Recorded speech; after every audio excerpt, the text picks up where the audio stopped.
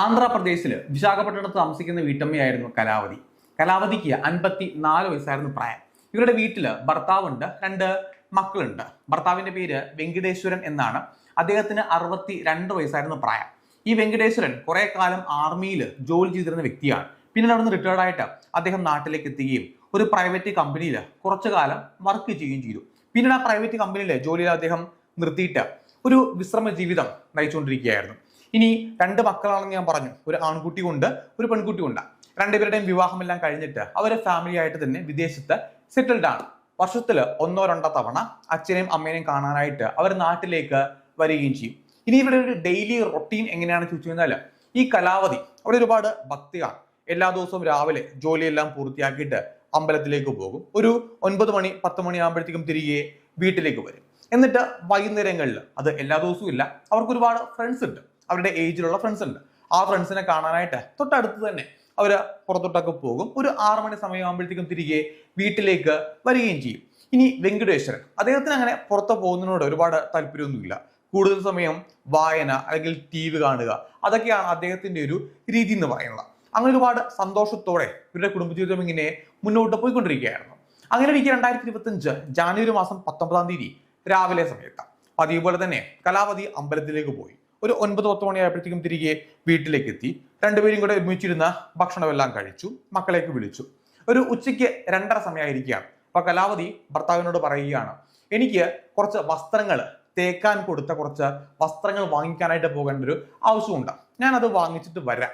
അത് വാങ്ങിച്ച് എൻ്റെ കുറച്ച് സുഹൃത്തുക്കളെയൊക്കെ ഒന്ന് കണ്ടിട്ട് ഒരു അല്പം താമസിച്ച് ഞാൻ വീട്ടിലേക്ക് വരികയുള്ളൂ. അവർ വീട്ടിലെ ആ 2 വീലർ എടുത്തുകൊണ്ട് പുറത്തേക്ക് പോവുകയും ചെയ്തു. ഇവർക്ക് 2 പേർക്കും ഓരോ 2 വീലർ വെച്ചിട്ടുണ്ട്. അപ്പോൾ വെങ്കടേശ്വരൻ വീട്ടിൽ തന്നെ നിൽക്കുകയാണ്. വൈകിട്ട് ഒരു 6 മണി കഴിഞ്ഞു.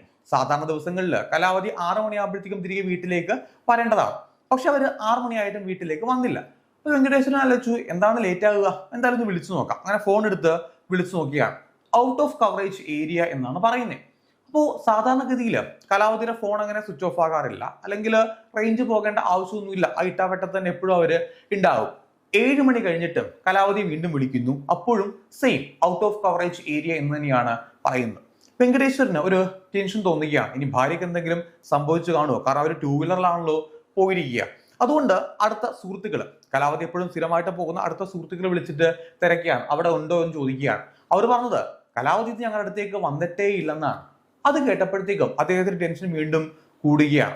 അദ്ദേഹം നേരെ അദ്ദേഹത്തിന്റെ ആ ഒരു 2 വീലർ എടുത്തിട്ട് പുറത്തേക്ക് പോവുകയാണ്. അപ്പൊ ഈ ഡ്രൈ ക്ലീൻ ചെയ്യുന്ന അല്ലെങ്കിൽ തേക്കുന്ന കടയിലേക്ക് ചെന്നു. അപ്പൊ അവര് പറഞ്ഞു, കലാവതി ഇന്ന് ഇവിടേക്ക് വന്നിട്ടേ ഇല്ല, അവിടേക്ക് പോകുന്നു എന്ന് പറഞ്ഞാണല്ലോ വീട്ടിൽ നിന്ന് ഇറങ്ങിയത്, അപ്പൊ അവിടേക്ക് ചെന്നിട്ടില്ല എന്ന് പറഞ്ഞപ്പോഴത്തേക്കും അദ്ദേഹത്തിന്റെ ടെൻഷൻ വീണ്ടും കൂടുകയാണ്. അപ്പൊ സ്ഥിരമായിട്ട് പോകുന്ന സുഹൃത്തുക്കൾ അല്ലെങ്കിൽ അയൽവാസികള്, ബന്ധുക്കള് എല്ലാവരും വിളിച്ച് അദ്ദേഹം അന്വേഷിച്ചു. എല്ലാവരും പറയുന്നത് കലാവതി ഇന്ന് ഞങ്ങളുടെ വീട്ടിലേക്ക് വന്നിട്ടില്ല എന്നാണ്. അവർ പോകാൻ സാധ്യതയുള്ള എല്ലായിടത്തും അന്വേഷിച്ചു, ഒരു സൂചനയും കിട്ടിയില്ല. അദ്ദേഹത്തിന് ഉറപ്പായി തന്റെ ഭാര്യയ്ക്ക് എന്തോ സംഭവിച്ചിട്ടുണ്ട്. അപ്പോഴേക്കും സമയം ഏതാണ്ട് 9 മണി ആയിട്ടുണ്ടായിരുന്നു. അങ്ങനെ വെങ്കടേശ്വരൻ തൊട്ടടുത്തുള്ള ഒരു പോലീസ് സ്റ്റേഷനിലേക്ക് എത്തുകയാണ്. തന്റെ ഭാര്യയെ കാണാനില്ലെന്ന് കാണിച്ചുകൊണ്ട് ഒരു മിസ്സിംഗ് കംപ്ലൈന്റ് അദ്ദേഹം കൊടുക്കുകയും ചെയ്തു. അങ്ങനെ പോലീസിന്റെ ഭാഗത്തുള്ള അന്വേഷണം ആരംഭിക്കുകയാണ്. പോലീസ് ഏറ്റവും ആദ്യം പറഞ്ഞ കാര്യം എന്ന് വെച്ചാൽ, ഒരു പ്രായമായിട്ടുള്ള ഒരു സ്ത്രീയാണല്ലോ, ദൂരെ എവിടെയെങ്കിലും പോയതായിരിക്കാം, maybe phone switch off ആയി പോയിട്ടുണ്ടാവും, രാത്രി എന്തായാലും തിരികെ വീട്ടിലേക്ക് വരും, നിങ്ങൾ എന്തായാലും സമാധാനമായിട്ടിരിക്കുക എന്ന് പറഞ്ഞുകൊണ്ട് അദ്ദേഹത്തിന് തിരികെ വീട്ടിലേക്ക് പറഞ്ഞയക്കുകയും ചെയ്തു. അദ്ദേഹത്തിന് ടെൻഷൻ കാരണം പല ആൾക്കാരെ വിളിച്ച് അന്വേഷിക്കുന്നുണ്ട്. മക്കളോടും വിളിച്ച് അന്വേഷിച്ചു, ഇനി മക്കളെ എങ്ങാനും കോണ്ടാക്ട് ചെയ്തോ എന്നറിയാനായിട്ട്. അപ്പൊ പോലീസിന് എപ്പോഴും ചില സംശയങ്ങൾ, ഏറ്റവും ആദ്യം ചില സംശയങ്ങൾ തോന്നും. അപ്പോ ഈ ഭർത്താവിനോട് പോലീസ് ഒരു കാര്യം ചോദിച്ചിട്ടുണ്ടായിരുന്നു, നിങ്ങൾ ഭാര്യയും ഭർത്താവുമായിട്ട് എന്തെങ്കിലും വഴക്കിട്ടിട്ടുണ്ടോ? ഇപ്പൊ സ്വാഭാവികമായിട്ടൊരു ഭാര്യയും ഭർത്താവും വഴക്കിടുമ്പോഴത്തേക്കും അവർ മാത്രം താമസിക്കുന്ന ഒരു വീട്ടിൽ കുറച്ച് പ്രായമായിട്ടുണ്ടെങ്കിൽ അതിന്റെ ഒരു പൊസസീവ്നെസ് അല്ലെങ്കിൽ ഈഗോയുടെ പേരില്ല അവർ അങ്ങോട്ടും ഇങ്ങോട്ടും ഒക്കെ ഒന്ന് ഇറങ്ങി പോകാനുള്ള ചാൻസ് ഉണ്ട്. അതിനെ മുൻനിർത്തിയാണ് പോലീസ് അങ്ങനെ ചോദിച്ചത്. അപ്പോൾ അദ്ദേഹം പറയുകയാണ്, വെങ്കടേശ്വരൻ പറയുകയാണ്, ഞാൻ എന്റെ ഭാര്യയുമായിട്ട് അങ്ങനെ വഴക്കിടാറില്ല, ഇന്ന് വഴക്ക് ഇട്ടിട്ടേ ഇല്ല. അദ്ദേഹം അങ്ങനെ വീട്ടില് പോവുകയും ചെയ്തല്ലോ. പിറ്റേ ദിവസം രാവിലെ ആയി, ഭാര്യ തിരികെ വീട്ടിലേക്ക് വന്നിട്ടേ ഇല്ല. അദ്ദേഹത്തിന് മനസ്സിലായി തന്റെ ഭാര്യയ്ക്ക് എന്തോ സംഭവിച്ചിട്ടുണ്ട്. അങ്ങനെ വീണ്ടും പോലീസിനെ കോണ്ടാക്ട് ചെയ്യുകയാണ്. തന്റെ ഭാര്യ ഇതുവരെ വീട്ടിലേക്ക് എത്തിയിട്ടില്ല. അങ്ങനെ പോലീസ് ഇദ്ദേഹത്തിന്റെ വീട്ടിലേക്ക് വരികയാണ്. ആ വീട് മുഴുവൻ പോലീസ് ഒന്ന് പരിശോധിച്ചു. ഇനി ഇവർക്കിടയിൽ എന്തെങ്കിലും വഴക്ക് നടന്നിട്ടുണ്ടോ എന്ന് വെങ്കടേശ്വരൻ പറയുകയാണല്ലോ, പോലീസ് അത് കൃത്യമായിട്ട് അന്വേഷിച്ചിരുന്നല്ലോ. അങ്ങനെ നോക്കി, അപ്പൊ ഒരു വഴക്കിട്ടതിന്റെ, ഇപ്പോൾ സാധനങ്ങൾ അങ്ങോട്ടും ഇങ്ങോട്ടും മാറിക്കിടക്കുകയോ അല്ലെങ്കിൽ അങ്ങനെ ഒന്നും തന്നെ അവിടെ കണ്ടില്ല. നെയ്ബേഴ്സിനോടും അതേപോലെ തന്നെ ബന്ധുക്കളോടും ഒക്കെ ഇവരെ കുറിച്ചൊന്ന് ചോദിച്ച് അറിയുകയാണ് രണ്ടുപേരും എങ്ങനെയാണ്. എല്ലാവരും പറയുന്നത് ഇവര് രണ്ടുപേരും കലാവതിയും വെങ്കടേശ്വരനും അങ്ങോട്ടും ഇങ്ങോട്ടും ഒരുപാട് സ്നേഹത്തിലാണ്, അങ്ങനെ വഴക്കിടാറ് പോലും ഇല്ല. മാത്രമല്ല ഈ കലാവതി അങ്ങനെ വഴക്കിട്ട് ഇറങ്ങിപ്പോകുന്ന സന്ദർഭം ഇതിനു മുമ്പ് ഉണ്ടായിട്ടേ ഇല്ല. അപ്പൊ ആ സ്ത്രീക്ക് എന്തോ സംഭവിച്ചിട്ടുണ്ടെന്ന് ഉറപ്പായി. ഇവർക്ക് എന്താണ് സംഭവിച്ചതെന്ന് അറിയാനായിട്ട് ഇവരെവിടേക്കാണ് പോയതെന്ന് അറിയണം. ഇവരുടെ മൊബൈൽ ഫോൺ എവിടെ വെച്ചാണ് സ്വിച്ച് ഓഫ് ആയെന്ന് അറിയണം. അപ്പൊ ഈ രണ്ട് കാര്യങ്ങളാണ് പോലീസ് ഏറ്റവും ആദ്യം തന്നെ അന്വേഷിച്ചത്. മൊബൈൽ ഫോൺ എത്ര മണിക്കാണ് എവിടെ വെച്ചാണ് സ്വിച്ച് ഓഫ് ആയത് അത് പരിശോധിച്ചു. അപ്പൊ ഇവരുടെ ഒരു വീട്ടിൽ നിന്ന് ഏതാണ്ട് ഒരു 3 കിലോമീറ്റർ ദൂരെയുള്ള ഒരു ടവർ ലൊക്കേഷൻ, ആ പരിസരം കേന്ദ്രീകരിച്ചാണ് മൊബൈൽ ഫോൺ സ്വിച്ച് ഓഫ് ആയിരിക്കുന്നത്. ജാനുവരി 19-ാം തീയതി ഏതാണ്ട് 4 മണിയോട് അടുത്താണ് ആ മൊബൈൽ ഫോൺ സ്വിച്ച് ഓഫ് ആയിരിക്കുക. CCTV ദൃശ്യങ്ങൾ പരിശോധിക്കുകയാണ്. അവർ വീട്ടിൽ നിന്ന് ഒരു 2 വീലറിലാണല്ലോ പുറത്തേക്ക് പോയത്. അപ്പോൾ ആ പ്രദേശത്ത് ഒരുപാട് CCTV ക്യാമറയുണ്ട്. അപ്പോൾ ഓരോന്നും പരിശോധിക്കുമ്പോൾ ഇവര് നേരെ പോയേക്കുന്നത് ഒരിക്കലും വീട്ടിൽ പറഞ്ഞതുപോലെ ആ ഒരു ഡ്രൈ ക്ലീൻ ചെയ്യേണ്ട അല്ലെങ്കിൽ തേക്കുന്ന ആ ഷോപ്പിലേക്കല്ല. നേരെ മറിച്ച് വീട്ടിൽ നിന്ന് ഒരു 3 കിലോമീറ്റർ ദൂരെയുള്ള ഒരു കോളേജിനോട് ചേർന്നുള്ള വീട്ടിലേക്കാണ്. ആ പ്രദേശത്തേക്ക് പോകേണ്ട ഒരാവശ്യം കലാവതിക്കില്ല. ഈ കലാവതിയുടെയും അതേപോലെ തന്നെ വെങ്കടേശ്വരന്റെയും ഒരു ബന്ധുവോ അല്ലെങ്കിൽ പരിചയക്കാരനോ ആരും തന്നെ ആ സ്ഥലത്ത് താമസിക്കുന്നില്ല. ഈ കാര്യം വെങ്കടേശ്വരനോട് പോലീസ് പറയുകയുണ്ടായി. അപ്പൊ വെങ്കടേശ്വരനും പോലീസിനോട് അത് തന്നെ പറഞ്ഞത്, എന്റെ ഭാര്യയ്ക്ക് എന്തായാലും അവിടെ പോകേണ്ട ആവശ്യമൊന്നുമില്ല. പക്ഷേ CCTV ക്യാമറയിൽ ആ വണ്ടി നമ്പർ അല്ലെങ്കിൽ അവരവിടേക്ക് പോകുന്നത് കൃത്യമായിട്ട് കാണാൻ സാധിക്കുന്നുമുണ്ട്. ഈ അവിടേക്ക് പോയി എന്ന് പറയുമ്പോഴത്തേക്കും വണ്ടി ഒരു കോളേജിന്റെ ബാക്കിൽ കൊണ്ടുപോയിട്ട് പാർക്ക് ചെയ്തിട്ട് പിന്നീട് അവര് നടന്നാണ് ഒരു വീട്ടിലേക്ക് കയറി ചെല്ലുന്നത്. അപ്പോൾ പോലീസിനകത്ത് ചില സംശയം ഉണ്ടാക്കുന്ന ഒരു കാര്യമായിരുന്നു. അപ്പൊ ഏത് വീട്ടിലേക്കാണ് കയറി ചെന്നത് ആ ദൃശ്യങ്ങൾ കൂടെ പോലീസ് പരിശോധിക്കുകയുണ്ടായി. ഞാൻ നേരത്തെ പറഞ്ഞ പോലെ അവിടെ ഒരുപാട് CCTV ക്യാമറ ഉള്ളതുകൊണ്ട് ദൃശ്യങ്ങളെല്ലാം തന്നെ കൃത്യമായിട്ട് പോലീസിനെ മനസ്സിലാക്കാൻ സാധിച്ചിട്ടുണ്ടായിരുന്നു. ആ വീട്ടിലേക്ക് കയറി ചെന്നപ്പോഴത്തേക്കും ഒരു ഷോൾ ഉപയോഗിച്ച് അവർ തലയിങ്ങനെ മറച്ച് വെച്ചിട്ടുണ്ടായിരുന്നു. വാടകയ്ക്ക് താമസിക്കുന്ന ഒരു യുവാവ് മാത്രമുള്ള ഒരു സ്ഥലത്തേക്കാണ് ഈ സ്ത്രീ കയറി ചെന്നിരിക്കുന്നത്. ആ യുവാവിനെ കുറിച്ച് പോലീസ് അന്വേഷിക്കുകയാണ്. അയാളുടെ പേര് ശരത് കുമാർ എന്നാണ്. ഈ ശരത് കുമാർ കുറച്ചധികം കാലമായിട്ട് അവിടെ വാടകയ്ക്ക് താമസിക്കുന്നുണ്ട്. അയാൾ മാത്രമാണ് ആ വീട്ടിൽ ഉള്ളത്. അപ്പോ ഒറ്റയ്ക്ക് ഒരു യുവാവ് താമസിക്കുന്ന വീട്ടിലേക്ക് എന്തിനാണ് കലാവതി കയറി ചെന്നത്? അപ്പോ ഈ ശരത് കുമാറിനെ കുറിച്ച് പോലീസ് അന്വേഷിക്കുകയാണ്. അയാളെ കുറിച്ച് ആർക്കും തന്നെ നല്ലൊരു അഭിപ്രായമില്ല. അയാൾ ഏത് ജോലിയാണ് ചെയ്യുന്നതെന്ന് ആർക്കും തന്നെ അറിയില്ല. അവിടെ താമസിക്കും, ഇടയ്ക്ക് ദൂരെ എവിടേക്കെങ്കിലും പോവും, പിന്നെയും അവിടേക്ക് വരും. ഇടയ്ക്ക് മറ്റ് പല സ്ത്രീകൾ അവിടേക്ക് വരാറുണ്ടെന്ന് പോലീസിന്റെ ഇൻഫർമേഷൻ കിട്ടുകയാണ്. ഈ കാര്യം പോലീസ് കലാവതിയുടെ ഫാമിലിയോട് പറയുകയാണ്. അപ്പൊ വെങ്കടേശൻ പറയുകയാണ്, നിങ്ങൾ ഉദ്ദേശിക്കുന്നത് എന്റെ ഭാര്യയ്ക്ക് മറ്റൊരു ബന്ധമുണ്ടെന്നാണ്. പോലീസ് തെറ്റായ രീതിയിലാണ് ഈ കേസ് അന്വേഷിക്കുന്നത്. തന്റെ ഭാര്യ ഒരിക്കലും ആ രീതിയിൽ പോകുന്ന ഒരു സ്ത്രീയല്ലെന്നൊക്കെ അദ്ദേഹം പറയുകയാണ്. എങ്കിൽ തന്നെ പോലീസിന് ആ രീതിയിൽ അന്വേഷിച്ച് മുന്നോട്ട് പോയേ മതിയാകുകയുള്ളൂ. എന്തായാലും ഈ ശരത് കുമാറിനെ കുറിച്ച് പോലീസ് ഒരുപാട് അന്വേഷിക്കുകയുണ്ടായി. അയാൾ ആ വീട്ടിലില്ല. ആ വീടാണെന്നുണ്ടെങ്കിൽ അടഞ്ഞ് കിടക്കുകയാണ്. അപ്പൊ ആ വീട് തുറന്ന് പരിശോധിക്കാനായിട്ട് പോലീസ് തീരുമാനിക്കുകയാണ്. അങ്ങനെ ആ വീടിന്റെ ഒരു താഴും താക്കോലും ഒക്കെ അത് പോലീസ് അന്വേഷിച്ചിട്ട് കിട്ടിയില്ല. കാരണം അതിന്റെ സ്പെയർ കീ ഉണ്ട്. ആ സ്പെയർ കീ ഉപയോഗിച്ചല്ല അയാൾ ആ വീട് പൂട്ടിയിരിക്കുന്നത്. ആ ഹൗസ് ഓണർ കൊടുത്തല്ലാതെ മറ്റൊരു കീ ഉപയോഗിച്ചാണ് ആ വീടിന്റെ പൂട്ട്. അങ്ങനെ ആ പൂട്ട് തുറന്ന് പോലീസ് ഉള്ളിലേക്ക് പ്രവേശിക്കുകയാണ്. വീടിൻ്റെ അകത്ത് പ്രവേശിച്ചപ്പോഴത്തന്നെ ഒരു ബാഡ് സ്മെല്ല് ആ വീട്ടിൽ നിന്ന് വരുന്നുണ്ടായിരുന്നു. അങ്ങനെ ബാത്റൂം തുറന്ന്, ആ ബാത്റൂമിൽ നിന്നാണ് ആ സ്മെല്ല് വരുന്നത്. ആ ബാത്റൂം തുറന്ന് പോലീസ് പരിശോധിക്കുകയാണ്. അവിടെ കണ്ട കാഴ്ച എന്ന് പറയുന്നത് ഏവരെയും ഞെട്ടിപ്പിക്കുന്ന ഒന്നായിരുന്നു. ഒരു സ്ത്രീ അവിടെ മരിച്ച് കിടക്കുകയാണ്. പാതി വസ്ത്രം മാത്രമാണ് ആ സ്ത്രീ അവിടെ ധരിച്ചിട്ടുണ്ടായിരുന്നത്. ആ സ്ത്രീ ആരാണെന്ന് പോലീസിന് ഒരുപാടൊന്നും അന്വേഷിക്കേണ്ടതായിട്ട് വന്നില്ല. ഉടൻ തന്നെ വെങ്കടേശ്വരനെ പോലീസ് വിവരം അറിയിച്ചു. അങ്ങനെ വെങ്കടേശ്വരൻ സംഭവ സ്ഥലത്തേക്ക് എത്തി ആ ശരീരം പരിശോധിക്കുകയാണ്. അയാൾ പറഞ്ഞു, ഇവിടെ മരിച്ചു കിടക്കുന്നത് തൻ്റെ ഭാര്യ കലാവതി തന്നെയാണ്. അങ്ങനെ കലാവതിയുടെ ഒരു മിസ്സിംഗ് കംപ്ലൈന്റ് കൊലപാതക കേസായിട്ട് മാറുകയാണ്. പോലീസ് വളരെ വിശദമായിട്ട് ആ മൃതശരീരം പരിശോധിക്കുകയാണ്. അവരുടെ കഴുത്തിൽ എന്തുകൊണ്ട് ഇങ്ങനെ ഞെരിക്കിയ പാടുണ്ടായിരുന്നു. അതായത് കഴുത്ത് ഞെരിച്ചാണ് അവരെ കൊലപ്പെടുത്തിയിരിക്കുന്നത്. ഫോറൻസിക് സംഘം എത്തിയിട്ട് ആ മുറിയും വീടും മൊത്തം പോലീസ് പരിശോധിക്കുകയാണ്. അങ്ങനെ പരിശോധിച്ചപ്പോഴത്തേക്കും ഈ കലാവതിയുടേതല്ലാതെ മറ്റൊരു സ്ത്രീയുടെ ഫിംഗർ പ്രിന്റ് കൂടെ ആ ഒരു വീട്ടിൽ നിന്ന് പോലീസിന് ലഭ്യമായിട്ടുണ്ടായിരുന്നു. പുരുഷന്റേതായിട്ട് ഒരു ഫുട് പ്രിന്റും ഫിംഗർ പ്രിന്റും മാത്രമാണ് പോലീസിന് അല്ലെങ്കിൽ ഫോറൻസിക് സംഘത്തിന് അവിടെ നിന്ന് ലഭ്യമായത്. മറ്റൊരു സ്ത്രീ കൂടെ അവിടേക്ക് വന്നിട്ടുണ്ട്. തുടർന്ന് ഈ ശരീരം പോസ്റ്റ്മോർട്ടത്തിന് അയക്കുകയാണ്. പോസ്റ്റ്മോർട്ടം റിപ്പോർട്ട് പ്രകാരം കലാവതിയെ കഴുത്ത് ഞെരിച്ചാണ് കൊലപ്പെടുത്തിയിരിക്കുന്നത്. ഈ കൊലപാതകത്തിന് മുന്നേ തന്നെ അവര് ലൈംഗിക ബന്ധത്തിൽ ഏർപ്പെട്ടിട്ടുണ്ടെന്ന് പോലീസിന് കൃത്യമായിട്ട് മനസ്സിലാക്കാനായിട്ട് സാധിച്ചു. അപ്പൊ ഏറെക്കുറെ പോലീസിന് കാര്യങ്ങൾ മനസ്സിലായി. എങ്കിൽ തന്നെയും ഈ കൊലപാതകം ചെയ്തിരിക്കുന്നത് ശരത് കുമാർ തന്നെയാണെന്ന് പോലീസിന് ഉറപ്പിച്ച് പറയാനൊന്നും പറ്റില്ല. കാരണം ശരത് കുമാർ അല്ലാണ്ട് മറ്റൊരു പുരുഷനായിരിക്കുമോ ഈ കൊലപാതകം ചെയ്തിരിക്കുക? അതും പോലീസിന് ചോദ്യചിഹ്നമായിട്ട് അവിടെ അവശേഷിക്കുന്ന ഒരു കാര്യമാണ്. അങ്ങനെ ഈ ശരത് കുമാറിന്റെ കോൾ ഡീറ്റെയിൽസ്, കലാവതിയുടെയും ശരത് കുമാറിന്റെയും കോൾ ഡീറ്റെയിൽസ് പോലീസ് പരിശോധിച്ചു. CCTV ദൃശ്യങ്ങൾ ഇതിനു മുന്നേയുള്ള ദിവസങ്ങളിലെയും കൂടെ പോലീസ് പരിശോധിച്ചു. കലാവതി ആദ്യമായിട്ടല്ല അവിടേക്ക് വരുന്നത്, ഇതിനു മുന്നേ ഒരുപാട് തവണ വന്നിട്ടുണ്ട്. അതിന്റെ CCTV ദൃശ്യങ്ങൾ പോലീസിന് കൃത്യമായിട്ട് മനസ്സിലായി. കോൾ ഡീറ്റെയിൽസ്, ഇവര് ഒരുപാട് തവണ അങ്ങോട്ടും ഇങ്ങോട്ടും കോണ്ടാക്ട് ചെയ്യുന്ന ആൾക്കാരാണ്. അപ്പൊ ഇരുവർക്കും ഇടയിലുള്ള ബന്ധം പോലീസ് 100% ഉറപ്പിക്കുകയാണ്. പിന്നീട് ഈ ശരത് കുമാറിനെ കേന്ദ്രീകരിച്ച് അദ്ദേഹത്തിന്റെ വീട് എവിടെയാണ്, യഥാർത്ഥ സ്ഥലം എവിടെയാണ്, മാതാപിതാക്കൾ എന്താണ് ചെയ്യുന്നത്, അദ്ദേഹം എങ്ങനെയാണ് ഇവിടേക്ക് എത്തിയത്, ഈ കാര്യങ്ങളൊക്കെ അന്വേഷിക്കുകയാണ്. മാതാപിതാക്കളെ കണ്ടെത്തി. അവർ പറഞ്ഞൊരു കാര്യമുണ്ടായിരുന്നു, 20ാമത്തെ വയസ്സിൽ ഈ ശരത് കുമാർ വീട് വിട്ട് ഇറങ്ങിയതാണ്. എന്തുകൊണ്ട് വീട് വിട്ട് ഇറങ്ങിയെന്ന് ചോദിച്ചു കഴിഞ്ഞാൽ പഠനം പാതി വഴിയിൽ അയാൾ ഉപേക്ഷിച്ചു. അങ്ങനെ ഉപേക്ഷിച്ചിട്ട് ഇവൻ ഒരുപാട് സ്ത്രീകളുമായിട്ട് ബന്ധം വെച്ച് പുറത്തിയിരുന്നു. പല സ്ത്രീകളും ഇവരുടെ വീട്ടിലേക്ക് വരുന്ന ഒരു സാഹചര്യം പോലും ഉണ്ടായി. ഒടുവിൽ ഈ ശരത് കുമാർ ഒരുപാട് മദ്യപിച്ച് ലെക്ക് കെട്ട് സ്വന്തം അമ്മയെ തന്നെ കയറി പിടിക്കുന്ന ഒരു സാഹചര്യം ഉണ്ടായി. അങ്ങനെ വീട്ടിൽ നിന്ന് ഈ വീട്ടുകാർ തന്നെ അവനെ അടിച്ചിറക്കുകയായിരുന്നു. അടിച്ചിറക്കിയിട്ട് അവൻ എവിടേക്കോ അലഞ്ഞിരിഞ്ഞ് നടന്നു. പ്രത്യേകിച്ച് എന്താണ് ജോലി എന്ന് പോലും ആർക്കും തന്നെ അറിയാത്ത ഒരു സാഹചര്യമായിരുന്നു. ഇനി ഇവനെ പിടികൂടിയാൽ മാത്രമേ കേസിന്റെ അന്വേഷണം മുന്നോട്ട് പോവുകയുള്ളൂ. ഈ കലാവതിയുടെ ശരീരത്ത് അവരുടെ സ്വർണ്ണാഭരണങ്ങൾ ഒന്നും തന്നെ ഉണ്ടായിരുന്നില്ല. അതിനർത്ഥം ഈ സ്വർണ്ണാഭരണങ്ങൾ കൂടെ ആരോ കവർന്ന് എടുത്തിട്ടുണ്ട്. അതും ശരത് കുമാറിലേക്ക് തന്നെയാണ് വിരൽ ചൂണ്ടുന്നത്. ഈ ശരത് കുമാറിന്റെ മൊബൈൽ ഫോൺ എവിടെ വെച്ച് എപ്പോഴാണ് സ്വിച്ച് ഓഫ് ആയത്, അതും പോലീസ് പരിശോധിക്കുകയുണ്ടായി. ജനുവരി 19-ാം തീയതി ഏതാണ്ട് കലാവതിയുടെ മൊബൈൽ ഫോൺ സ്വിച്ച് ഓഫ് ആയ ആ സെയിം ടൈമിൽ തന്നെയാണ് ശരത് കുമാറിന്റെ മൊബൈൽ ഫോൺ സ്വിച്ച് ഓഫ് ആയിരിക്കുന്നത്. അവനാണ് പ്രതിയെന്ന് പോലീസ് ഏറെക്കുറെ ഉറപ്പിക്കുകയും ചെയ്തു. പക്ഷെ അവനെ എങ്ങനെ കണ്ടെത്തും, അവൻ എവിടേക്കാണ് പോയിരിക്കുന്നത്? അങ്ങനെ പോലീസിന്റെ അന്വേഷണം മുന്നോട്ട് പോകുന്ന സമയത്ത് ഇടയ്ക്ക് ഈ ശരത് കുമാറിന്റെ മൊബൈൽ ഫോൺ സ്വിച്ച് ഓൺ ആയ ആ ലൊക്കേഷൻ പെട്ടെന്ന് തന്നെ പോലീസ് ട്രാക്ക് ചെയ്തു. ഈ സ്റ്റേഷൻ പരിധിക്ക് ഏതാണ്ട് 5 കിലോമീറ്റർ ദൂരെയുള്ള ഒരു ടീ ഷോപ്പ് കേന്ദ്രീകരിച്ചാണ് അവന്റെ ടവർ ലൊക്കേഷൻ പോലീസിന് കിട്ടിയത്. വളരെ പെട്ടെന്ന് പോലീസ് ആ സംഭവ സ്ഥലത്ത് എത്തി. അവിടെ അവൻ ഉണ്ടായിരുന്നു. ശരത് കുമാർ പോലീസിനെ കണ്ട അതേ സമയത്ത് തന്നെ ഓടി രക്ഷപ്പെടാൻ നോക്കി. പോലീസ് അവനെ പിടികൂടിയ സമയത്ത് അവന്റെ കയ്യിൽ ഒരു ബാഗ് ഉണ്ടായിരുന്നു. ആ ബാഗ് പോലീസ് തുറന്ന് പരിശോധിക്കുകയാണ്.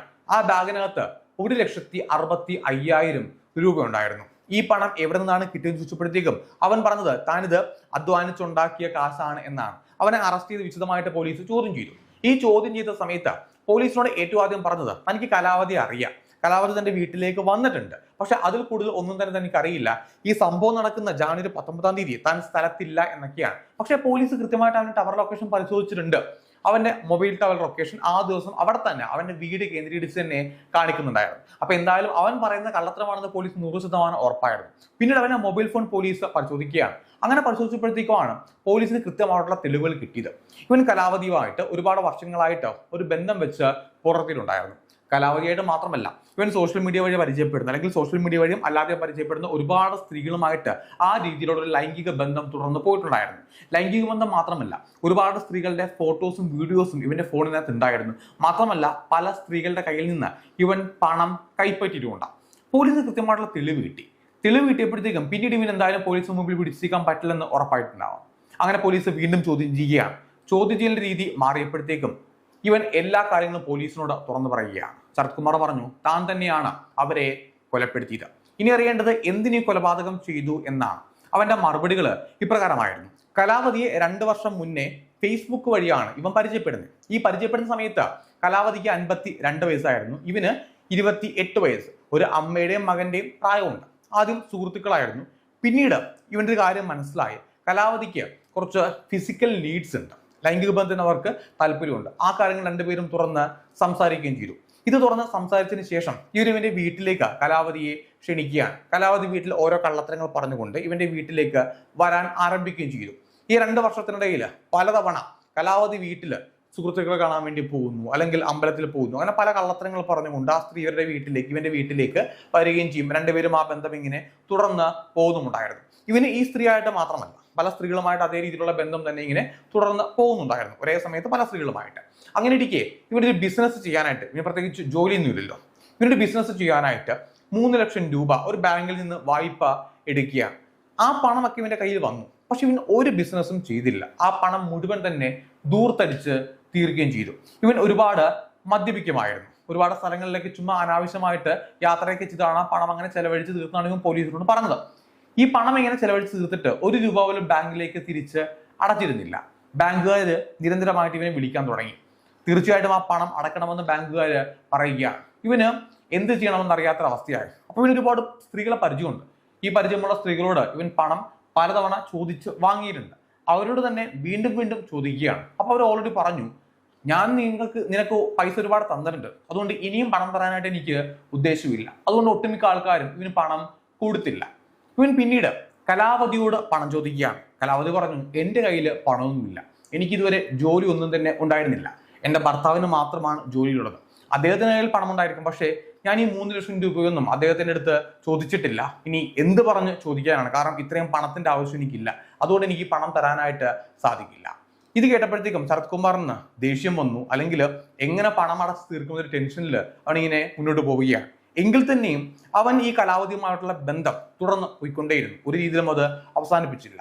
അങ്ങനെ ഇരിക്കെ ജാനുവരി 19-ാം തീയതി അവൻ വീണ്ടും അവരെ കോണ്ടാക്ട് ചെയ്യുകയാണ്, ഈ സ്ത്രീയെ കോണ്ടാക്ട് ചെയ്യുകയാണ്. തന്റെ വീട്ടിലേക്ക് വരാനായിട്ട് ആവശ്യപ്പെടുകയും ചെയ്തു. കലാവതി പതിവ് പോലെ തന്നെ വീട്ടിലൊരു കള്ളത്തരം പറഞ്ഞിട്ട് ശരത് കുമാറിന്റെ വീട്ടിലേക്ക് ചെല്ലുകയാണ്. ആ വീട്ടിലേക്ക് എത്തിയപ്പോഴത്തേക്കും ഇവൻ വീണ്ടും പണം ചോദിക്കുകയാണ്.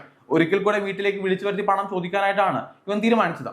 പണം ചോദിച്ചപ്പോഴത്തേക്കും കലാവതി നേരത്തെ എന്താണ് ഇവനോട് പറഞ്ഞത് ആ മറുപടി തന്നെ റിപ്പീറ്റ് ചെയ്തു. ഇവൻ ദേഷ്യപ്പെടുകയോ അല്ലാന്നുണ്ടെങ്കിൽ മറിച്ച് വഴക്കിടുകയോ ഒന്നും തന്നെ ചെയ്തില്ല. കാരണം ഇവന് കൃത്യമായിട്ടൊരു ഉദ്ദേശം ഉണ്ടായിരുന്നു. ആ ഉദ്ദേശം മറ്റൊന്നുമല്ല, 3 ലക്ഷം രൂപയാണ് ഇവന്റെ ആവശ്യം. കലാവതിയുടെ ശരീരത്തിൽ ഒരുപാട് സ്വർണ്ണ ആഭരണങ്ങളുണ്ട്. ആ സ്വർണ്ണ ആഭരണങ്ങൾ അവർ ചോദിച്ചാൽ തരില്ല. കാരണം ഭർത്താവിനോട് എന്ത് മറുപടി പറയേണ്ടി വരും. അതുകൊണ്ട് ചോദിച്ചാൽ തരില്ല. പക്ഷെ അത് കവർന്നെടുക്കാം. അവരെ കൊലപ്പെടുത്തി ആ സ്വർണം മുഴുവൻ കൈക്കലാക്കാനായിട്ട് ഇവൻ തീരുമാനിക്കുകയാണ്. എന്നിട്ട് ഇവൻ ആ സ്ത്രീയുമായിട്ടൊരു ലൈംഗിക ബന്ധത്തിൽ ഏർപ്പെടുകയാണ്. അതെല്ലാം കഴിഞ്ഞിട്ട് ഇവൻ ആ സ്ത്രീയുടെ തന്നെ ഷോൾ ഉപയോഗിച്ച് പൊടുന്നിനെ അവരുടെ കഴുത്ത് ഞെരിച്ച് കൊലപ്പെടുത്തി. എന്നിട്ട് സ്വർണ്ണാഭരണങ്ങൾ എല്ലാം തന്നെ കൈക്കലാക്കി. തുടർന്ന് ആ മൃതശരീരം ഇവൻ ആ വീട്ടിലുള്ള ഒരു ബാത്റൂമിൽ കൊണ്ടുപോയിട്ട് ഉപേക്ഷിക്കുകയാണ്. ഈ ശരീരം എങ്ങനെ മറവ് ചെയ്യും എന്നൊരു ഐഡിയ അവന് ഉണ്ടായിരുന്നില്ല. അന്ന് രാത്രി തന്നെ അവൻ മറ്റൊരു പെൺകുട്ടിയെ കൂടെ ആ വീട്ടിലേക്ക് വിളിച്ചു വരുത്തി. ഞാൻ നേരത്തെ പറഞ്ഞ പോലെ അവൻ ഒരേ സമയം മറ്റ് പല സ്ത്രീകളുമായിട്ട് ബന്ധമുണ്ടായിരുന്നു. ആ സ്ത്രീയുമായിട്ടും ഇതേ രീതിയിലുള്ള ഒരു ലൈംഗിക ബന്ധം അവൻ അവിടെ തുടർന്നു പോയി. പിറ്റേന്ന് രാവിലെയാണ് ആ സ്ത്രീ ആ വീട്ടിൽ നിന്ന് പുറത്തേക്ക് പോകുന്നത്. അതുകൊണ്ട് അന്ന് രാത്രി മൃതശരീരം മറവ് ചെയ്യാനായിട്ട് ഇവന് സാധിച്ചില്ല. പിറ്റേന്ന് രാവിലെ ആയപ്പോഴത്തേക്കും ആൾക്കാർ കാണുമെന്നൊരു പേടി ഇവനുണ്ടായി. അവൻ പെട്ടെന്ന് ചിന്തിച്ചത് ഈ സ്വർണ്ണാഭരണങ്ങൾ എങ്ങനെയെങ്കിലും വിൽക്കണം, കുറച്ച് പണം കയ്യിലേക്ക് കൊണ്ടുവരണം എന്നാണ്. അങ്ങനെ കുറച്ച് അകലെയുള്ള ഒരു ജുവലറിലേക്ക് പോവുകയാണ്. എന്നിട്ട് ഈ സ്വർണ്ണ ആഭരണങ്ങൾ കൊടുത്തിട്ട് അവൻ അവിടെ നിന്ന് പണം കൈപ്പറ്റി അവന്റെ ബാങ്കിലേക്ക് വന്നു. 50,000 രൂപ മാത്രമാണ് അവൻ ആ ബാങ്കിൽ അടച്ചത്. ബാക്കി പണം അവന്റെ കയ്യിൽ വെച്ചു. കുറച്ച് പണമൊക്കെ ചിലവാക്കി. മിച്ചമുണ്ടായിരുന്ന 1,65,000 രൂപ. അപ്പോൾ ഈ മൃതശരീരം മറവ് ചെയ്യാനായിട്ട് അവൻ അന്ന് രാത്രി തിരികെ വീട്ടിലേക്ക് എത്തി ശരീരം മറവ് ചെയ്യാം. ഇതായിരുന്നു അവന്റെ പ്ലാൻ എന്ന് പറയുന്നത്. അതിന്റെ ഒരു ആവശ്യത്തിന് വേണ്ടിയിട്ട് ഒരു സുഹൃത്തിനെ ബന്ധപ്പെടാനായിട്ട് അവന്റെ മൊബൈൽ ഫോൺ സ്വിച്ച് ഓൺ ആക്കി. ഈ സ്വിച്ച് ഓൺ ആക്കിയ സമയത്താണ് പോലീസ് അവനെ പിടികൂടിയത്. കാരണം ആ സമയത്തിനുള്ളിൽ പോലീസ് കൃത്യമായിട്ടുള്ള എല്ലാ കാര്യങ്ങളും മനസ്സിലാക്കിയിരുന്നു. ഇവന് അത്രയും ബുദ്ധിയൊന്നും ഉണ്ടായിരുന്നില്ല. കൃത്യമായിട്ടുള്ള എല്ലാ തെളിവോടും കൂടി തന്നെ പോലീസ് ഇവനെ അറസ്റ്റ് ചെയ്തു. ഇവൻ ഏത് ജുവലറിയിലാണോ ആ സ്വർണം വിറ്റത് അത് കൃത്യമായിട്ട് പോലീസ് കണ്ടെത്തി. ഇനി ആ ഷോൾ ഉപയോഗിച്ച് കൊലപ്പെടുത്തിയതിന്റെ അല്ലെങ്കിൽ ആ മുറിയിൽ ലഭ്യമായിട്ടുള്ള ഫിംഗർ പ്രിന്റ്സ് അതെല്ലാം പോലും തന്നെ മാച്ച് ചെയ്യുന്നുണ്ടെന്ന് പോലീസ് പരിശോധിച്ചു. 100% അതെല്ലാം തന്നെ മാച്ച് ചെയ്യുന്നുണ്ടായിരുന്നു. അങ്ങനെ ഇവൻ തന്നെയാണ് കൊലപാതകം ചെയ്തതെന്ന് പോലീസിന് 100% ഉറപ്പായി. എന്തായാലും ഇപ്പോഴും അവൻ പോലീസിന്റെ കസ്റ്റഡിയിലാണ്.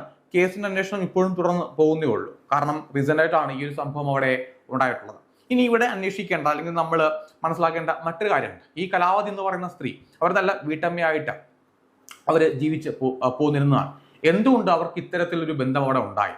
ആ ബന്ധമാണ് ഈ ഒരു കൊലപാതകത്തിലേക്ക് കലാശിക്കുകയും ചെയ്തത്. ഇവരുടെ മക്കളും അതേപോലെ തന്നെ ഭർത്താവും ഒക്കെ പറയുന്നത് തങ്ങൾക്കറിയാവുന്ന കലാവതി എന്ന് പറയുന്ന ആ സ്ത്രീ ഒരിക്കലും ഈ രീതിയിൽ ഒരു ബന്ധം വെച്ച് പുറത്തില്ല എന്നാണ്. പക്ഷെ അതിന്റെ തെളിവുകൾ പോലീസിന് ലഭ്യമായിട്ടുണ്ട്. ഇനി മറ്റെന്തെങ്കിലും കാര്യങ്ങൾ കൂടി ഈ കേസിന്റെ പിന്നിലുണ്ടോ എന്ന് പോലീസിന്റെ അന്വേഷണം പൂർത്തിയായാൽ മാത്രമായിരിക്കും നമുക്ക് മനസ്സിലാക്കാൻ സാധിക്കുക. കാരണം കോടതിയിലേക്ക് ഈ കേസ് ഇനിയും പോകേണ്ടതായിട്ടുണ്ട്. എന്തായാലും മറ്റൊരു വീഡിയോ ആയിട്ട് വീണ്ടും കാണാം. This is me Jo John. See you.